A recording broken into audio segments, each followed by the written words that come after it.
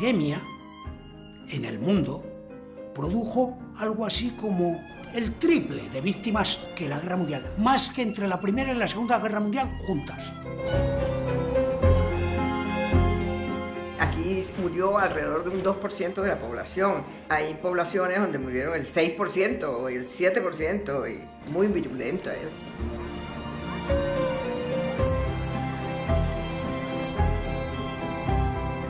Se estima que en torno a 40, 50 millones de personas murieron en un breve periodo de tiempo, en unos pocos meses. Ya son muchos muertos, sobre todo en edades activas. El primero de todo fue un fracaso para la medicina, que ya se sentían, que ya conocían las bacterias, que ya empezaban las vacunas, y resulta que no.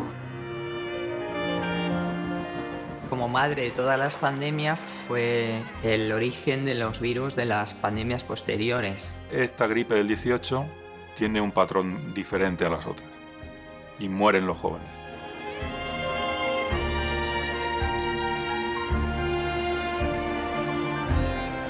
Un tercio, más o menos, de la población total quedó enferma. Eso significa que en España enfermarían entre 7 y 8 millones de personas. El sistema ferroviario y también el sistema de conexión por buques fue difundiendo la pandemia a lo largo de todo el mundo.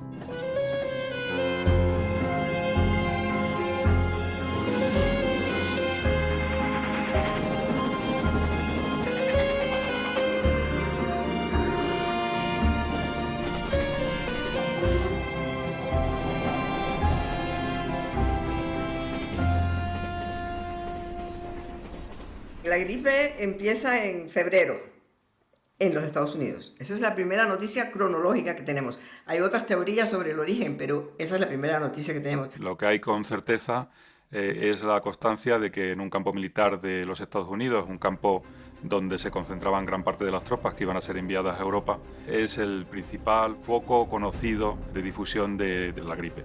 Y entonces empiezan a venir miles de muchachos de los campamentos militares de allá, muchísimos de ellos enfermos. Llegan a Europa y se produce la difusión masiva de la gripe en el continente europeo.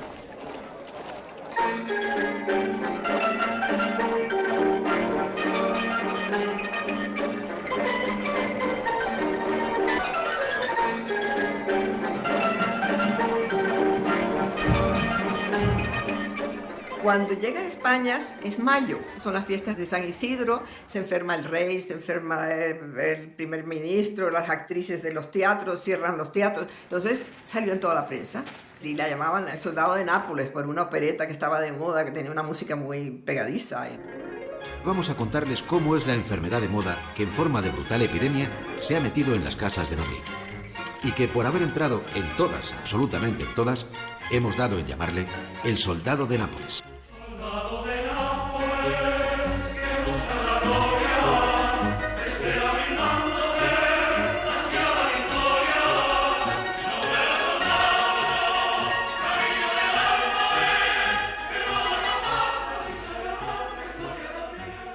Parece que un periodista inglés que estaba despistado, escribió que estaba aquí, escribió a Inglaterra que aquí había una epidemia de gripe muy fuerte. No sabía que ya Francia, los Estados Unidos ya la estaban padeciendo. Y ahí empezó lo de gripe española. Nadie le da ninguna credibilidad, claro. Lo más tradicional es pensar que había sido este origen en Estados Unidos y que quizá en vez de haberla llamado la gripe española la deberíamos haber llamado la gripe de Kansas o similar. El gran número de casos nuevamente de los soldados que regresaban a casa, a Estados Unidos, a Australia, a otros países del mundo, pues fue un poco el factor que permitió la propagación mundial de esta pandemia y llegó a todos los lugares del mundo.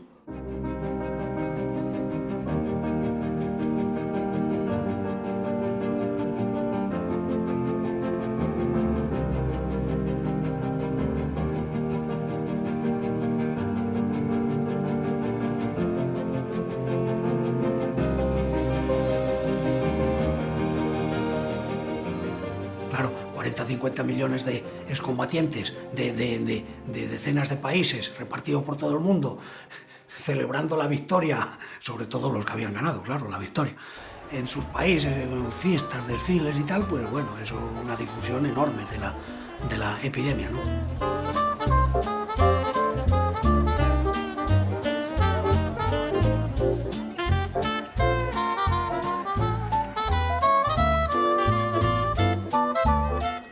Otra hipótesis que se ha planteado desde un epidemiólogo famoso, que es John Oxford, él plantea que el virus ya estaba circulando en 1915 dentro del continente europeo.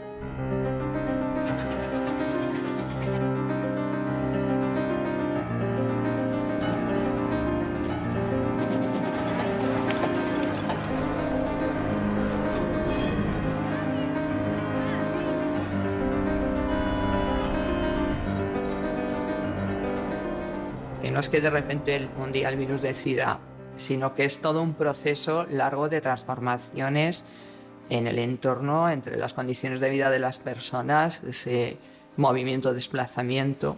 En una pandemia el proceso de difusión es bastante rápido si tú tienes unos medios de transporte que lo favorezcan.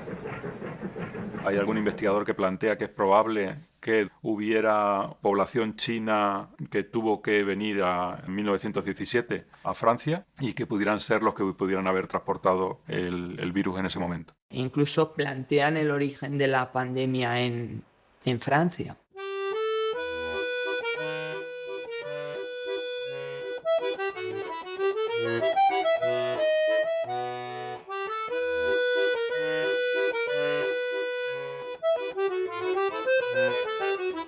La gripe de 1918, la característica que tuvo es que no fue solo una ola concreta, sino que estuvo la gripe atacando durante diversas olas a lo largo de varios años. Son 3 brotes, uno en la primavera de 1918, otro en el otoño de 1918 y el tercero, pues aunque hay diferencias de unos países a otros, pues más o menos en la primavera del 1919. La primera ola afecta, viene de Francia, afecta el centro del país.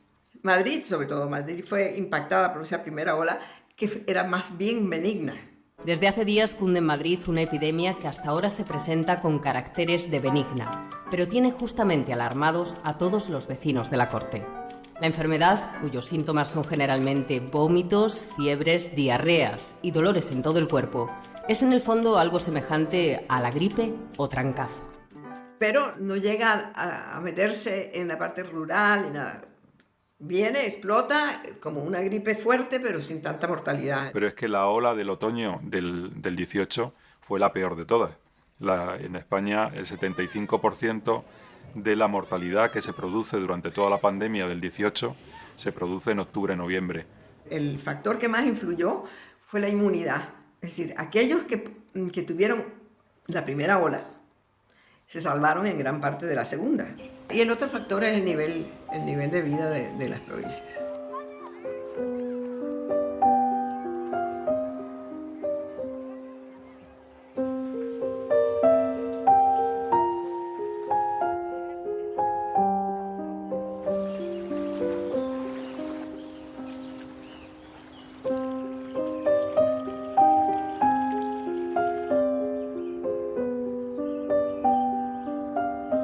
Murió mucha gente, yo sé que en 18 hubo muchos muertos. En aquellos tiempos había un médico para todo, casi todo el partido judicial casi lo llevaba un médico solo.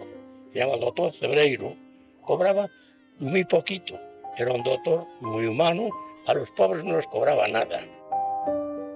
La gripe del 18 continúa en el otoño del 18, continúa en la primavera del 19. Hay una tercera ola al principio del invierno de 1919, que también fue mala, pero ya la mayor parte de la gente estaba inmunizada. En junio, más o menos, de 1919, aquello ya desaparece lo que son este conjunto de 3 brotes. En 1920 vuelve otra, que aquí en España causó bastantes muertes, pero ya entre los niños, los que no estaban inmunizados.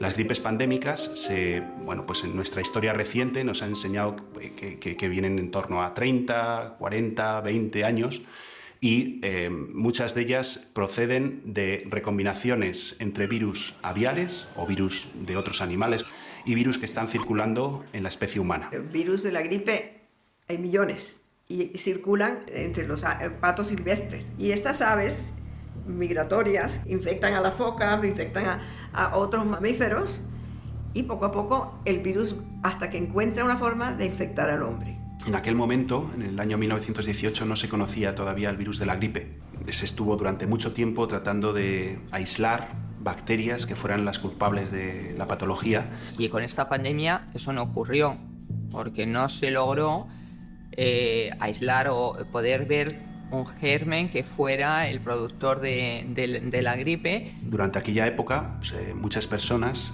que estaban trabajando, sobre todo en Estados Unidos, que estaban trabajando con este caso, con el caso de la gripe, pues fueron conscientes de que no eran capaces de aislar el agente infeccioso, pero sí que fueron lo suficientemente perspicaces como para guardar muestras, cortes de parafina de pulmones de personas que habían fallecido. Entonces cogieron a los que habían muerto en 1920 y con esos tejidos y una señora inuit, una esquimal, que la encontraron bastante intacta en el permafrost, resucitaron el virus, es decir, lo reconstruyeron genéticamente y hoy en día tenemos el virus de la gripe del 18. Durante la epidemia, en España y en todos los sitios, se creía, no se sabía que era el agente, el patógeno, que era un virus, se creía que era una bacteria, el bacilo de Pfeiffer. La idea era aislar el germen, ese bacilo, para fabricar un suero específico y una vacuna para prevenir y el suero para tratar. Es más, las vacunas que se aplicaron en España también, eran un compuesto del bacilo de Pfeiffer que sí que tuvieron algún efecto positivo, seguramente, porque había una gran comorbilidad entre el virus de la gripe y la neumonía. Las vacunas que se prepararon podían servir, en el mejor de los casos, contra las complicaciones bacterianas, pero no contra la enfermedad.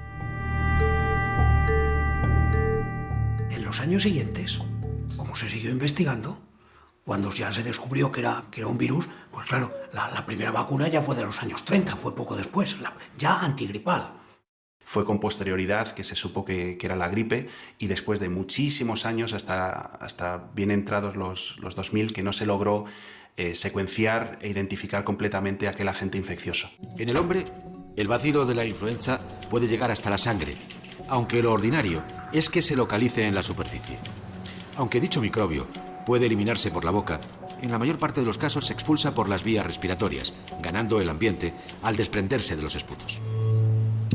Ese virus afectó sobre todo, aunque afectó a la gente que normalmente pues sufre la gripe, afectó también a niños, afectó a personas mayores, afectó con especial virulencia a personas jóvenes. De 20 a 40 años, sobre todo, no solo los afecta, sino que los mata. Y eso crea un impacto social y un impacto psicológico mayor, primero porque enferman muchos más los jóvenes y mueren mucho más los jóvenes, y eso supone pérdidas de personas en edad reproductiva, de padres y madres de niños, produce que mucha gente enviude y produce un cambio radical, un cambio importante en la sociedad.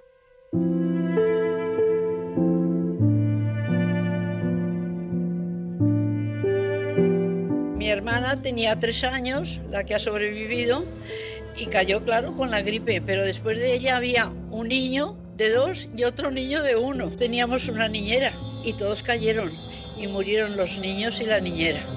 Los 3 el mismo día, lo recordaban mis padres con un terror horrible. La gripe española, de alguna manera, estaba afectando a personas que no tenían nada de inmunidad frente a esa gripe, pero es posible que personas ya pues por encima de 40, 50 años hubieran sufrido alguna gripe anterior y que de alguna manera tuvieran su sistema inmune preparado para luchar contra ella. No así las personas más jóvenes. Tiene también que ver con unas gripes anteriores, con este caso con la gripe de 1889-90.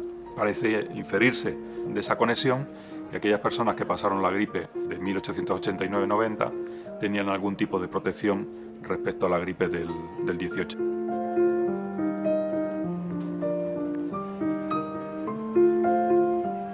Cuando una persona enfermaba de este tipo de gripe, la patología era muy rápida. En algunas personas, al cabo de unos pocos días, al mismo tiempo que empezaban a tener dificultades al respirar, pues alguna de ellas tenía una tos tan fuerte que inducía, por ejemplo, la ruptura de las costillas o la ruptura de algún órgano interno, de tal manera que sangraban. Algunas de ellas también sangraban por la nariz o por las orejas. La teoría que más fe se le da es que fue como una tormenta de citoquinas. Las citoquinas son la forma como el sistema inmunitario se defiende contra una infección. Entonces el área afectada se inflama para que puedan llegar los anticuerpos. Pues parece que la reacción de los jóvenes fue exagerada, patológica. Y entonces en las autopsias encontraban que los pulmones estaban inundados de fluidos. Personas que perdieron masa muscular, capacidad pulmonar, con lesiones pulmonares graves, que de alguna manera pues luego tuvieron complicaciones al poco tiempo, también asociadas a infecciones. Estos hombres comienzan con lo que parece ser un ataque ordinario de gripe, y cuando llegan al hospital desarrollan rápidamente el tipo más vicioso de neumonía que se haya visto. Pocas horas después del ingreso puede verse la cianosis extendiéndose desde las orejas a toda la cara, hasta que se hace difícil distinguir negros de blancos. La cantidad de casos de complicaciones neumónicas, de pulmonías, pues. Y la pulmonía, entonces, la mayor parte de la gente se moría. Lo más estudiado y lo más conocido es la encefalitis letárgica, que apareció en personas que habían padecido la gripe posteriormente, ¿no? Algo después de haber pasado la gripe. Personas, por ejemplo, que estaban como dormidas, estaban conscientes, pero no reaccionaban, pues comían, respiraban, parpadeaban, pero no reaccionaban al mundo. Se quedaron como en su burbuja y permanecieron ahí durante muchas de ellas el resto de su vida. Pues realmente se percibe, claro, ese impacto negativo, esa sensación de depresión, también de estar desbordado por la situación. En febrero de 1919 mi tío cogió la gripe y en 4 días estaba muerto. Estábamos muy aislados. Recuerdo que mi madre decía, aunque yo no lo entendía, que teníamos suerte de no relacionarnos con otra gente.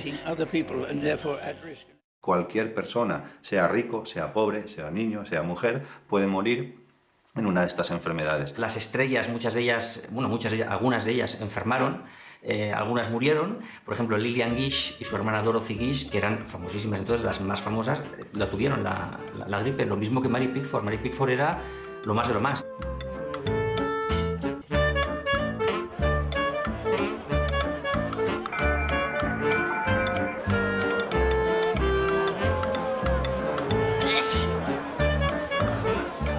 Estornuda para, poder pasar, ¿no? Hay gente, entonces, para poder entrar a un sitio, poder pasar, empieza a estornudar encima de la gente. Pero ella lo hace como un gag cómico en el fondo. Murió pues una estrella hoy olvidada, que no conocemos, a lo mejor no la conocemos porque murió y no pudo desarrollar más carrera, que era Harold Lockwood.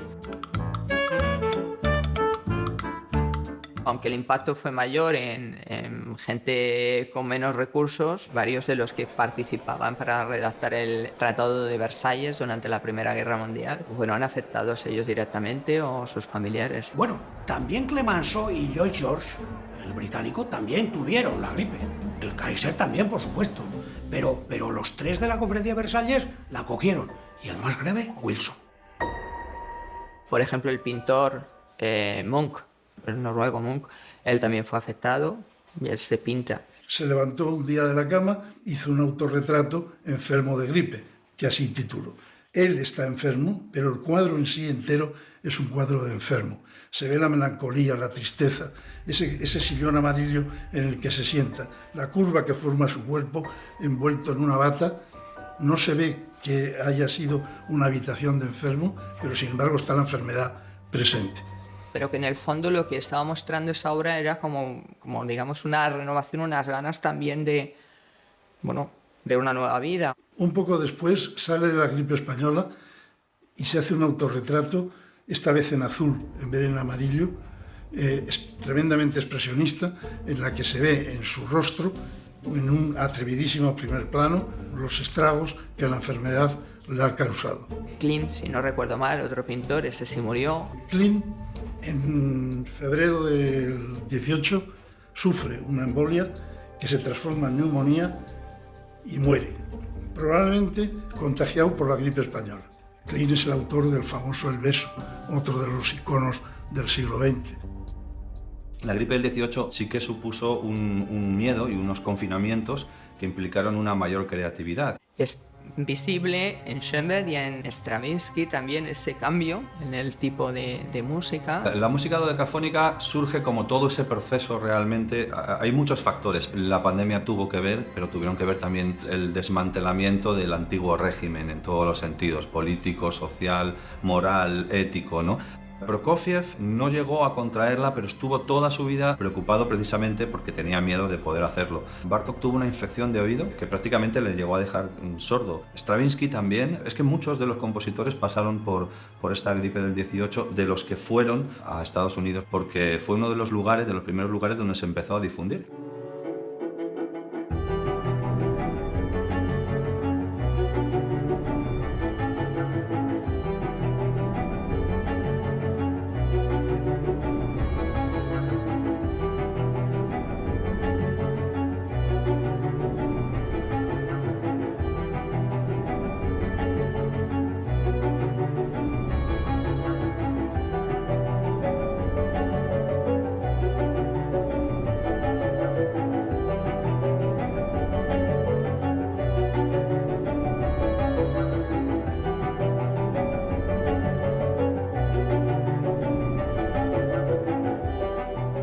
La epidemia empieza en los Estados Unidos, pero marcha del centro del país hacia el este, porque con todos los soldados que están embarcando, y llega a California mucho más tarde. Y entonces las autoridades del este le escriben a los del oeste, le dicen, cojan a sus carpinteros y pónganlos a hacer ataúdes para que no se les apilen los muertos. En ese momento no había antibióticos, la penicilina no aparece hasta 1945, que se empieza a usar, y lo que se utilizó son variados tratamientos para atender a los síntomas. Tratamientos paliativos, trataban de bajar la fiebre, tratamientos antibacterianos con antibióticos, Salvasan, tratamientos que en principio no iban a afectar al virus, iban un poco tratando de aliviar, en caso de que el paciente tuviera una sintomatología muy grave, aliviar esa angustia de no poder respirar. O sea, medidas, digamos, de tratamiento sintomático que decimos y de soporte general, ¿no? Yo me acuerdo que se hablaba mucho de aquella gripe, porque yo era pequeña entonces, pero sí recuerdo que fue una cosa muy, muy mala. No había seguridad social, ni muchísimo menos, y teníamos cada uno un médico particular. Cuando te ponías mala, llamabas a ese médico y era el que te atendía. Y sobre todo nos hacían sudar, que con el sudar ya lo arreglaban todo. Porque yo creo que en aquella época hasta los médicos no sabían lo que era aquello.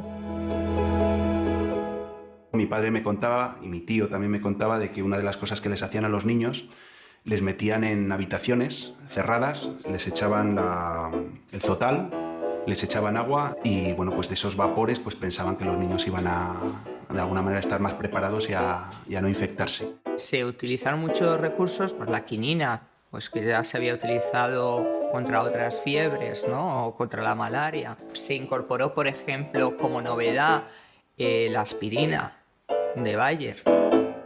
Y luego, pues medidas de aislamiento, tratar de que las personas no se juntasen en espacios comunes a niveles que se agolpase mucha gente, tratar de llevar mascarillas, fomentando, por ejemplo, que las personas, antes debía de ser bastante común pues el tema de escupir al suelo, pues que no escupiesen. La gripe, de todas maneras, hoy en día tampoco tiene un remedio, es decir, que lo que mejor es que te cuiden, que te metan en una habitación aireada, que te den bien de comer, que para mucha gente eso no era posible.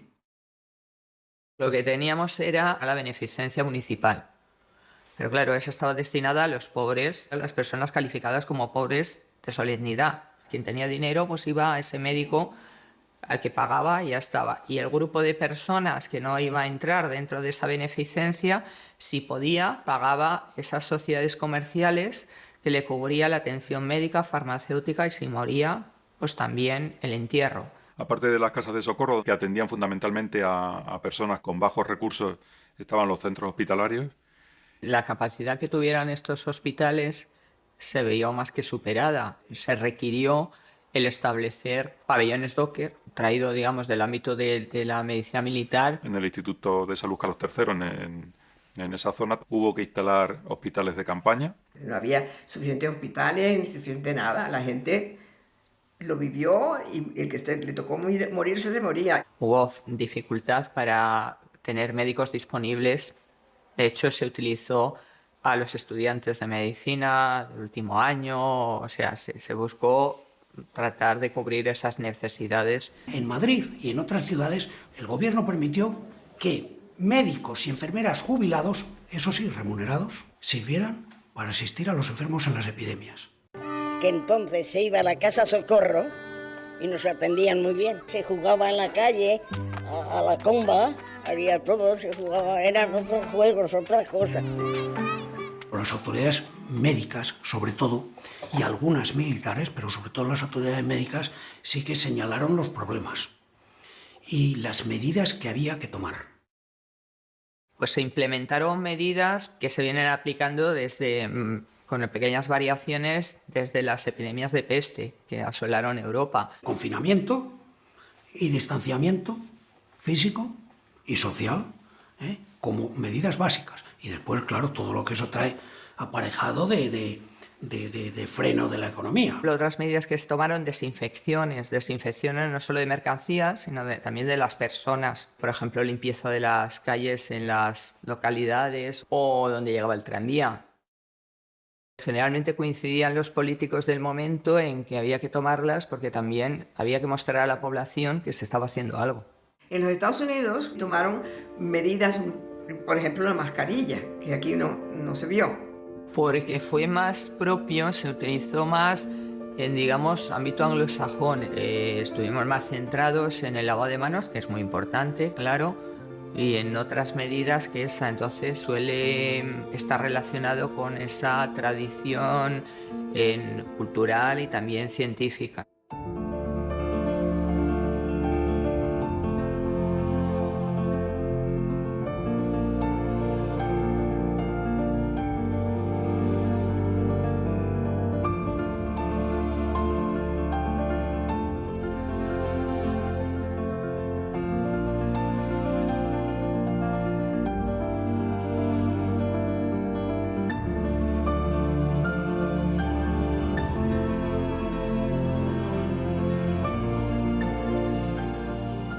Cerraron universidades, cerraron entretenimientos públicos. En Madrid, a nivel de prensa, intentaban que desde los periódicos no se difundiera información, o sea, la referida a nuestro país, se le diera la mínima importancia. Que se detenga, que no se diga, que... Y entonces las autoridades pues empiezan a decir pues que es una gripe común, que eso se cura en 2 o 3 días, que no pasa nada.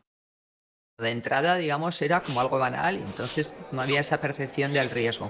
Pero a medida que eso se prolonga y o sea, va aumentando el número de casos, de muertes, es decir, se va agravando, pues cambia totalmente la percepción y se pasa a una percepción de verdadera gravedad. Esto es una constante en todas las epidemias, se da en todas. El rechazo inicial de las autoridades a admitir la epidemia, la existencia de la epidemia. En Estados Unidos, algunas ciudades, por ejemplo San Francisco, aplicó las medidas pronto y muy bien, hasta el punto de que el incumplimiento del lockdown y del uso de mascarillas estaba penado con grandes multas y hasta con cárcel.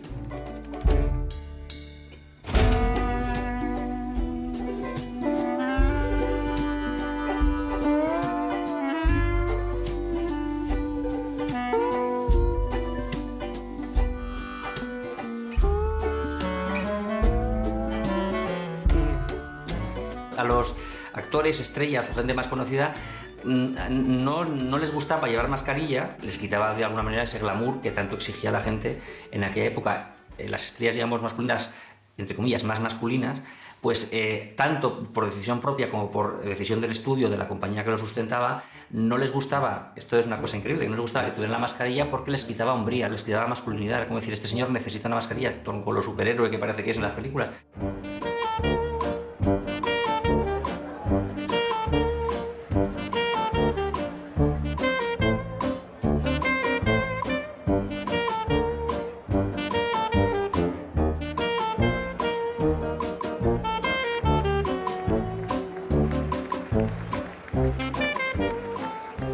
Aquí también había denuncias a veces de que el contraste, ¿no? Se cerraba la universidad, pero se permitía que el café, el teatro estuviera abierto o que incluso se organizaran grandes procesiones.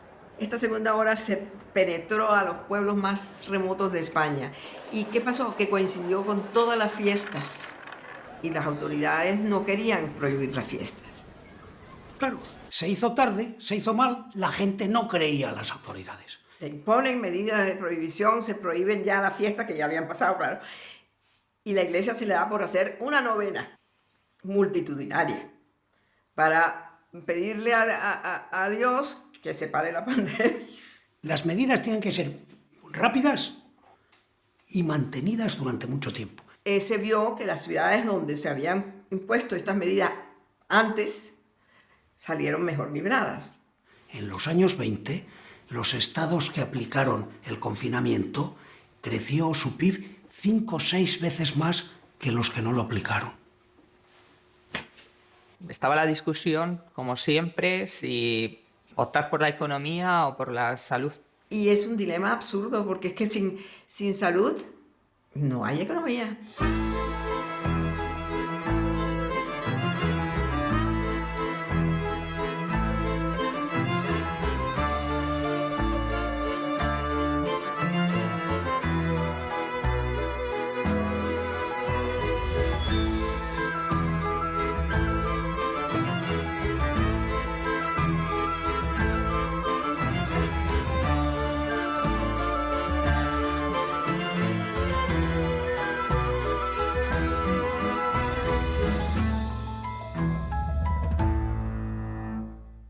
La gripe de 1918-19 fue una expresión de la muy compleja coyuntura de ese momento, ¿no? De esa confluencia de Primera Guerra Mundial, de crisis económica profunda, crisis política y crisis social importante. Naturalmente que tuvo que afectarnos.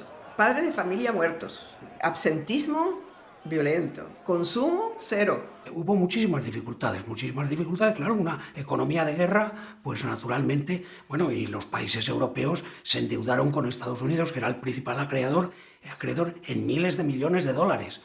El principal Gran Bretaña a su vez prestó a Francia y otros, Francia a otros, Francia quedó endeudado con todos, un desastre. Pero España fue neutral y a España le vino económicamente muy bien. Por ejemplo, España sí que va a vender las mercancías aprovechando esa necesidad y esos mercados que se abrían ante la situación de la guerra mundial. Claro, como los otros países en una economía de guerra no podía producir para comer, sino para disparar bombas y material de guerra, ¿no? Pero claro, eso significó, digamos, desde el punto de vista de la macroeconomía, un enriquecimiento, pero a nivel de la ciudadano de a pie implicó menos recursos y la elevación de los precios. Porque los precios sí que es verdad que empezaron a subir en España desde el año 17, pero en el 18 dieron un salto todos los índices de precios. Y el mayor periodo de todo el primer tercio del siglo, hasta la Guerra Civil, hasta el 36, de aumento del índice de precios es el del 18 al 20. Qué casualidad, los 3 de la pandemia. Los distintos ayuntamientos tuvieron que pedir créditos o establecer créditos o pedir la ayuda al gobierno para poder, por ejemplo, el Ayuntamiento de Madrid, para poder comprar trigo a Argentina, para poder fabricar pan, para poder comprar medicamentos. Y sin embargo, el campo no se quejó y era el que peor estaba. Pues los agricultores, los que mantenían la explotación bien, pero muchos enfermos. Bueno, que sí llegó y creo que murió muchísima gente. Allí todos eran labradores. y el médico estaba en un pueblo para 3 o 4 pueblos. Y claro, cuando llegaba al último ya se habían muerto la mitad. Gente que murió en el pueblo, que se quedó casi en blanco. Mucha gente. Los campesinos que tenían que cuidar de las vacas, que tenían que recoger la cosecha, muchos de ellos morían por eso, porque hacían demasiadas cosas, salían a trabajar, etcétera, etcétera. La población tenía dificultad también para llegar a tener pues carbón, para poder utilizarlo en sus cocinas. Sumado a eso viene una enfermedad que impacta mucho, que te mantiene en cama y te puede conducir a la muerte. Continúa extendiéndose por Madrid la epidemia de gripe que hoy ha entrado en casi todas las casas del vecindario, produciendo numerosas bajas en las oficinas del Estado, redacciones de periódicos y, en general, en centros donde se aglomeran muchas personas. En España, desde luego, sí que hubo en los años 20 un gran crecimiento en obras públicas, un aumento de la industria y de los servicios. En la década de los 20 es cuando cae el peso, sigue siendo mayoritario, pero cae por fin, después de casi prácticamente un siglo, el peso relativo de la agricultura en mano de obra y en el PIB español. La economía norteamericana en los años 20 cambió enormemente, las grandes cadenas de mercado, el gran consumo, pero si eso es efecto, en alguna medida, de la gripe o de la expansión económica eufórica de los felices años 20, pues eso es muy difícil, precisarlo. Lo que hizo esta gripe, en realidad, fue un punto a favor, un punto enorme a favor, para que los grandes se comiesen a los pequeños. Y esto fue aprovechado por, especialmente, Adolf Zukor, que era uno de los pioneros de Hollywood, los primeros que llegaron a Hollywood, y su estudio, que era Paramount Pictures. Lo que hay constancia es que Adolf Zukor hizo su agosto, ¿no?, con esto, es decir, se benefició de todos los pequeños cines o pequeñas distribuidoras incluso o exhibidores para absorber a todos estos pequeños y hacer una cadena, empezando a crear ese monopolio. La era de los grandes estudios se logró ese esplendor porque tenían un monopolio que luego se acabó.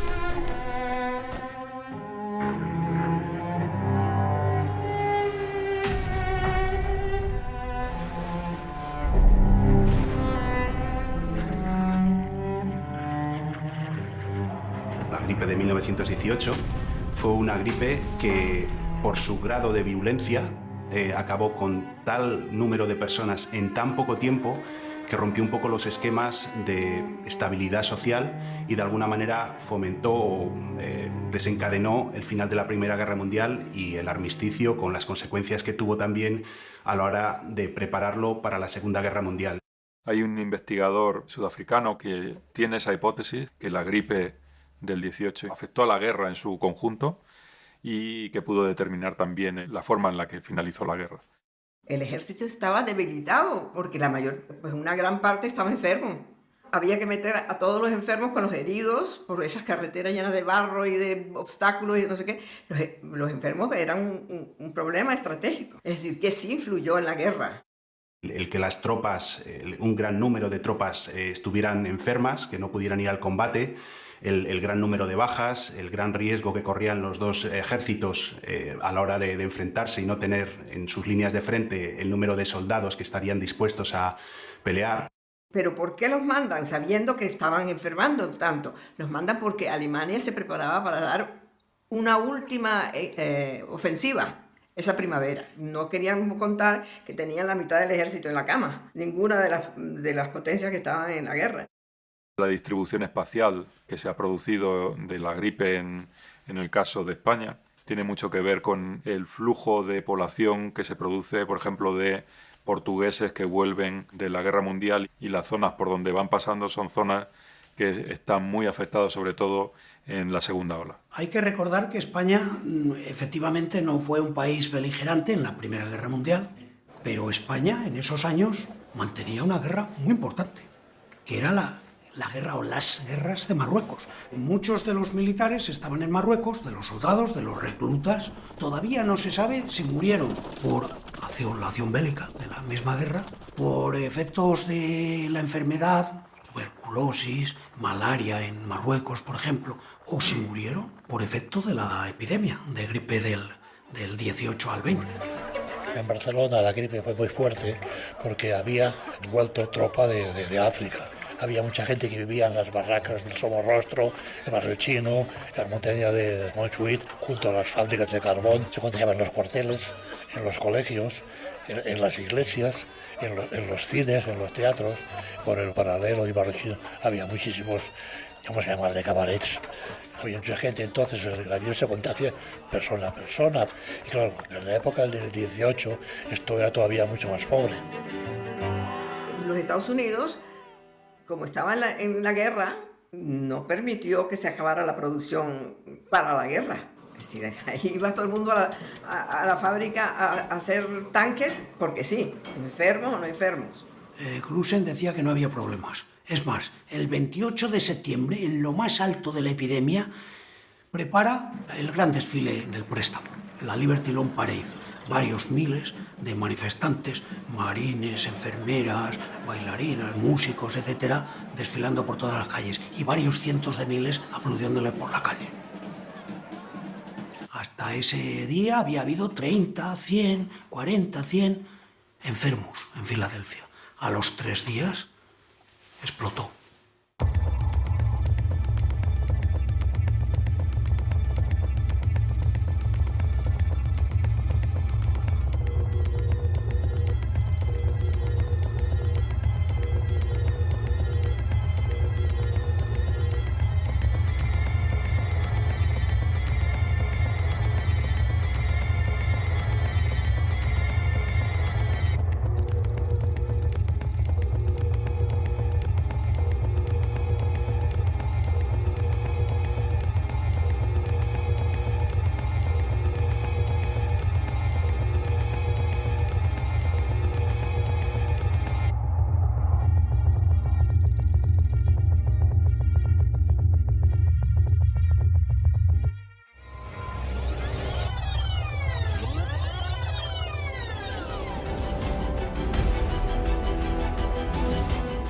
¿Y eso qué es? La gripe española.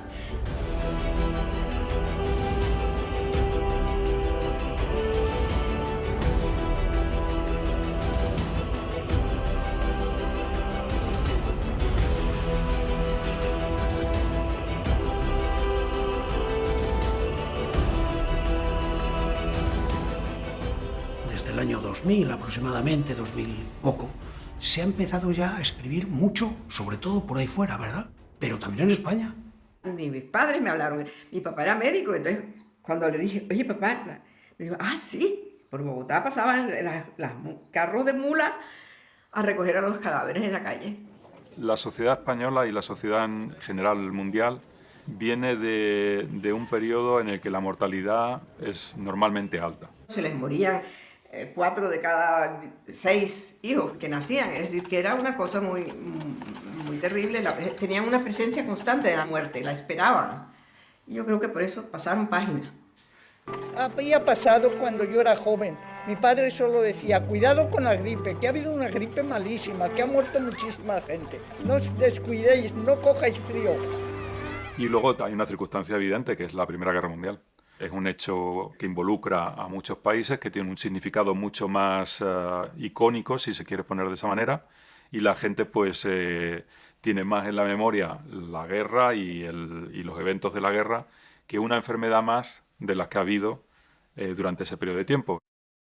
La Primera Guerra Mundial es la primera vez en la que nos damos cuenta que se puede dar un conflicto en ese grado. Y después de esa Primera Guerra Mundial, de repente llega curiosamente, una de las primeras pandemias que se acercan a la globalización. Fue un olvido, yo creo que voluntario. Si a ti te matan a tu hijo en la guerra, pues lo glorifican. Europa está llena de monumentos para los muertos de esa Primera Guerra. Y muchos de esos muchachos que están enterrados en estos cementerios multitudinarios murieron de gripe. Entonces esas cosas pues no las mencionan los libros de historia. En 1918 la gripe llegó a los cuarteles de la Armada en Devonport. Murieron cientos, caían fulminados. Amanecí en el gimnasio. El hospital del cuartel estaba a tope, así que nos llevaban al gimnasio. Éramos muchos enfermos y nos fumigaron. Calentaban unos tanques llenos de desinfectante Jace con un tubo conectado, de modo que salía una gran nube de vapor. No veías nada. Llegué a pensar que nos querían gasear para librarse de nosotros. No recibíamos muchas atenciones de las enfermeras. Éramos tantos, ¿sabe? Fue bastante aterrador. Claro, en el pasado estoy hablando de las pestes del siglo XVII o del XIV al XVII. Como había una cada 10 o cada 5 o cada 14 años, pues ¿para qué recordar la de hace 14 años si tienes otra y la vas a tener? Las dos pandemias que tuvimos después, que fueron la del 58 y la del 69, los virus que los provocaron tienen componentes genéticos del original de la gripe del 18. Ya mutado, ya mucho más... Ya no causa el horror de entonces. Se ha creído durante mucho tiempo, ya desde mediados del siglo pasado, que la época de las grandes epidemias se había acabado, que ya no iba a haber. Sin embargo, la realidad ha sido diferente. Y entonces aparece la fiebre de ébola o la legionelosis y luego aparece el SIDA. Ese virus nunca se fue. Es un virus que ha sabido sobrevivir a todo. Parece que con más frecuencia, cada vez con más frecuencia, se pueden estar sucediendo este tipo de episodios porque se han roto equilibrios, porque se ha degradado bastante las condiciones de vida de la población a nivel mundial. Todos esos son elementos que ayudan y facilitan que se pueda producir este tipo de fenómenos. Por eso, desde hace muchos años se está diciendo, hay que estar preparado, viene una pandemia. Y lo siguen anunciando, que va a haber más de gripe o de coronavirus o de algunos de los varios cientos de miles de virus que corren por ahí. Es verdad que el impacto fue tremendo porque desde el punto de vista demográfico, porque se calcula que produciría entre 50 y 100 millones de muertos en el mundo. Es difícil de estimar exactamente el número de muertos porque en muchos de los países que fueron afectados no existe o no existía en ese momento un registro de mortalidad fiable. Tienes que controlar no solo a aquellas personas que fueron diagnosticadas con gripe, que no fueron ni siquiera la gran mayoría. Tienes todos aquellos que mueren por neumonía, bronconeumonías y otra serie de enfermedades, diagnósticos que habían sido provocados por la gripe. ¿Que puede volver a aparecer un virus? Pues sí. Los virus en general no matan a las especies, matan a animales de esas especies. Tenemos la suficiente variabilidad genética y la suficiente capacidad de haber recordado o de tener un sistema inmune amoldado a cosas parecidas a ese posible virus que infecte, que tenga esa patogenicidad, que siempre va a haber alguien que sea capaz de sobrevivir a esos virus. Todas las epidemias en la historia siguen una secuela idéntica. Empiezan por la negación, pasan por la resignación y acaban en el olvido.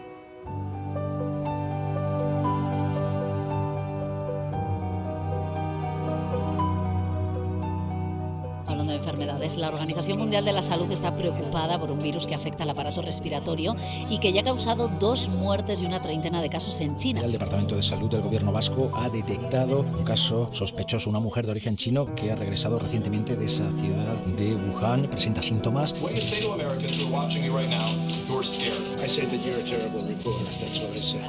uso de las mascarillas sí que puede ser interesante en los pacientes con sintomatología y eso las autoridades sanitarias lo indicarán. Para decretar el estado de alarma en todo nuestro país, en toda España, durante los próximos 15 días. Es cuestión de acostumbrarnos, yo creo que al principio, ¿sabes? Y luego ya, lo que pasa que claro, con el verano ahora y todo... Ahora se ve más gente, yo estoy en la calle, estoy viendo más gente.